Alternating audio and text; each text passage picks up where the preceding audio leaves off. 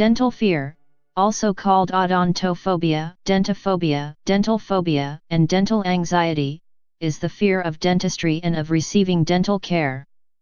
However, it has been suggested that use of the term dental phobia should not be used for people who do not feel that their fears are excessive or unreasonable, and instead resemble individuals with post-traumatic stress disorder, caused by previous traumatic dental experiences.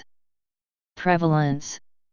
It is estimated that as many as 75% of U.S. adults experience some degree of dental fear, from mild to severe. Approximately 5 to 10% of U.S. adults are considered to experience dental phobia, that is, they are so fearful of receiving dental treatment that they avoid dental care at all costs. Many dentally fearful people will only seek dental care when they have a dental emergency, such as a toothache or dental abscess.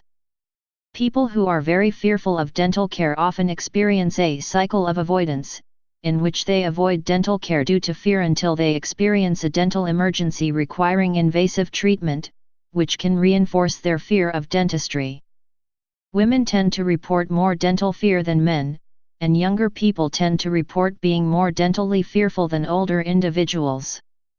People tend to report being more fearful of more invasive procedures, such as oral surgery, than they are of less invasive treatment, such as professional dental cleanings, or prophylaxis. Causes. Direct experiences. Direct experience is the most common way people develop dental fears. Most people report that their dental fear began after a traumatic, difficult, or painful dental experience. However, painful or traumatic dental experiences alone do not explain why people develop dental phobia. The perceived manner of the dentist is an important variable. Dentists who were considered impersonal, uncaring, uninterested, or cold may develop high dental fear in patients, even in the absence of painful experiences, whereas some patients who had had painful experiences failed to develop dental fear if they perceived their dentist as caring and warm. Indirect experiences. Vicarious learning. Dental fear may develop as people hear about others' traumatic experiences or negative views of dentistry. Vicarious learning. Mass media. The negative portrayal of dentistry in mass media and cartoons may also contribute to the development of dental fear. The negative portrayal may come from such films as the 1932 comedy film The Dentist, the unrelated horror film The Dentist, its sequel, the 1933 cartoon The Merry Old Soul, and Marathon Man. The antagonist, Dr. Christian Saul, is a Nazi war criminal who tortures with dental equipment. Stimulus generalization. Dental fear may develop as a result of a previous traumatic experience in a non-dental context.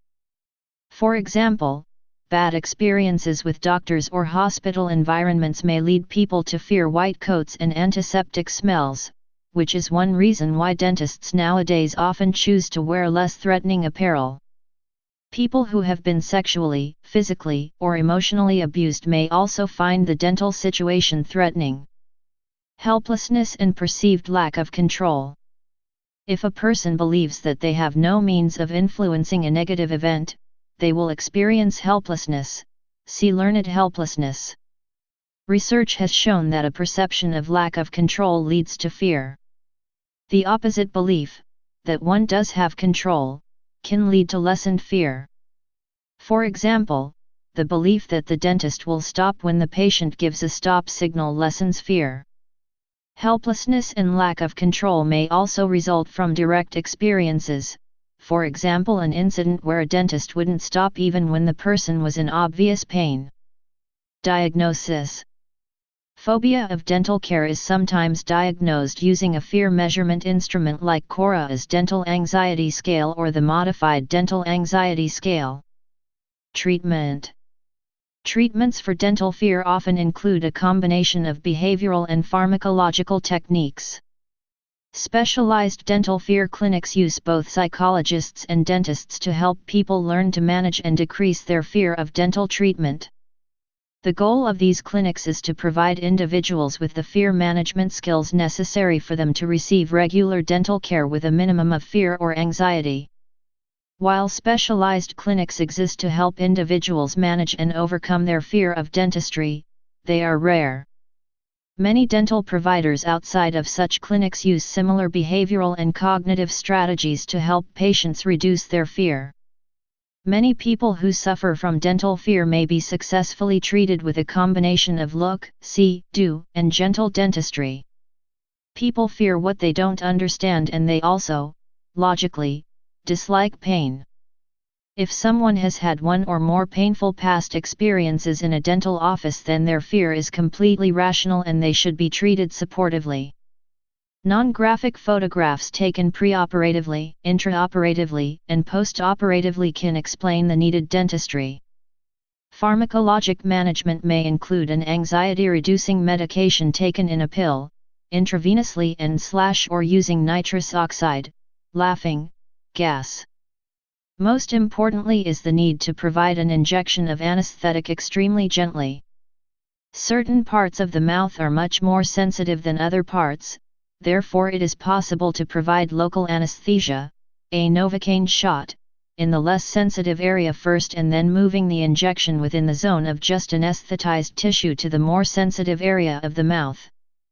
This is one example of how a dentist can dramatically reduce the sensation of pain from a shot.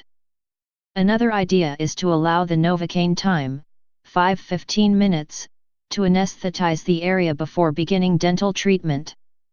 Behavioral techniques. Behavioral strategies used by dentists include positive reinforcement, e.g. praising the patient, the use of non-threatening language, and tell-show-do techniques. The tell-show-do technique was originally developed for use in pediatric dentistry, but can also be used with nervous adult patients. The technique involves verbal explanations of procedures in easy-to-understand language, tell, followed by demonstrations of the sights, sounds, smells, and tactile aspects of the procedure in a non-threatening way, show, followed by the actual procedure, do. More specialized behavioral treatments include teaching individuals relaxation techniques, such as diaphragmatic breathing and progressive muscle relaxation, as well as cognitive, or thought-based techniques, such as cognitive restructuring and guided imagery. Both relaxation and cognitive strategies have been shown to significantly reduce dental fear. One example of a behavioral technique is systematic desensitization, a method used in psychology to overcome phobias and other anxiety disorders. This is also sometimes called graduated exposure therapy or gradual exposure. For example, for a patient who is fearful of dental injections, the therapist first teaches relaxation skills to the patient, then gradually introduces the feared object, in this case, the needle and/or syringe, to the patient, encouraging the patient to manage his/her fear using the relaxation skills previously taught. The patient progresses through the steps of receiving a dental injection while using the relaxation skills, until the patient is able to successfully receive a dental injection while experiencing little to no fear. This method has been shown to be effective in treating fear of dental injections. Cognitive restructuring, if applied in a non-threatening situation, might be a useful alternative as a first step after years of avoidance of dental care and less threatening than immediate exposure to the feared stimuli. It is interesting to take into account the views of people who have been provided with behavioral treatments for dental fear. From a psychologist's perspective, techniques such as graded exposure, relaxation techniques, or challenging catastrophic thinking are important. However, it has been noted that from the patient's perspective, interventions can be conceptualized quite differently. He argues that high levels of anxiety or phobia should not be considered as residing simply within the individual or in the individual's perceptions of dental care, but more within the relationship with the dentist. For example, when patients who had successfully completed a cognitive behavioral program were asked what had helped them to tolerate treatment, they mentioned factors such as the provision of information, the time taken, being put in control by the dentist, and the dentist understanding and listening to their concerns. Such findings suggest that an interpersonal model of anxiety and anxiety reduction is useful when trying to understand and treat dental fears. Certain aspects of the physical environment also play an important role in alleviating dental fear. For example, getting rid of the smells traditionally associated with dentistry, the dental team wearing non-clinical clothes, or playing music in the background can all help patients by removing and replacing stimuli which can trigger feelings of fear. See classical conditioning. Some anxious patients respond well to more obvious distraction techniques such as listening to music, watching movies, or even using virtual reality headsets during treatment. Pharmacological techniques. Pharmacological techniques to manage dental fear range from mild sedation to general anesthesia, and are often used by dentists in conjunction with behavioral techniques. One common anxiety-reducing medication used in dentistry is nitrous oxide, also known as laughing gas, which is inhaled through a mask worn on the nose and causes feelings of relaxation and dissociation. Dentists may prescribe an oral sedative, such as a benzodiazepine like diazepam, Restoril, alprazolam, Xanax, diazepam, Valium, or triazolam, Halcion. Triazolam, Halcion, is not available in the UK. While these sedatives may help people feel calmer and sometimes drowsy during dental treatment, patients are still conscious and able to communicate with the dental staff. Intravenous sedation uses benzodiazepines administered directly intravenously into a patient's arm or hand. Intravenous sedation is often referred to as conscious sedation as opposed to general anesthesia, GA. In force sedation, patients breathe on their own while their breathing and heart rate are monitored and are still responsive to a dentist's prompts. Under a general anesthetic, patients are more deeply sedated and unable to breathe on their own and are not responsive to verbal or physical prompts. Self-help and peer support.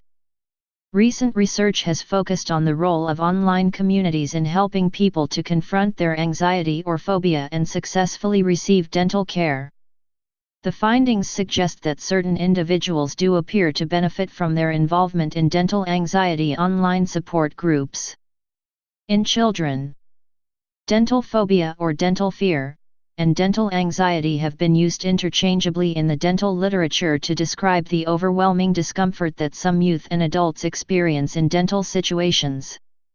The prevalence of dental anxiety, fear or phobia, in children and adolescents is between 5.7% and 19%.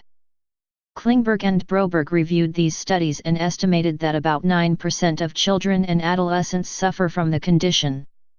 In the literature, dental phobia is categorized as a specific phobia like needle phobia. It is difficult to differentiate between dental behavior management problems, DBMP, and dental phobia. DBMP is defined as disruptive behavior that counteracts cooperation and makes dental care difficult or impossible. About 27% of children with DBMP present dental fear and 61% of children with dental phobia have DBMP. Cognitive behavior therapy. Several studies show that psychological methods based on exposure treatments such as cognitive behavior therapy, CBT, are effective for dealing with various anxiety disorders. A meta-analysis of CBT studies for children and adolescents found CBT to be effective in the treatment of anxiety disorders such as specific phobias. A number of studies have investigated the effect of cognitive and behavioral therapeutic methods in conjunction with treatment of dental anxiety in adults. The fundamental basis of CBT is the exposure principle, supported by home exercises with parental assistance. Please subscribe and thanks for watching.